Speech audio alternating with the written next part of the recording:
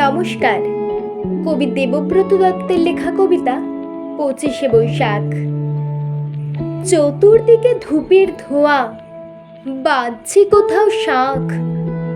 ক্যালেন্ডারে চোখ চলে যায় ২৫শে বৈশাখ।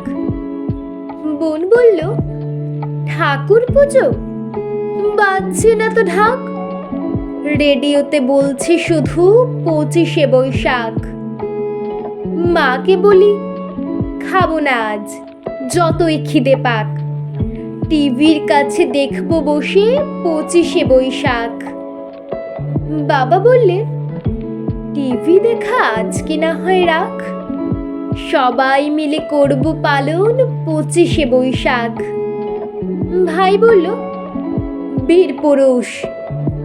দাদা বললেন, থাক, ভাগ্যে খোকা সঙ্গে ছিল ২৫শে বৈশাখ। দিনের আলো নিভে এলো, সূর্যি বাজায় শাঁখ। প্রতিদিনই হোক না শুরু ২৫শে বৈশাখ। নমস্কার।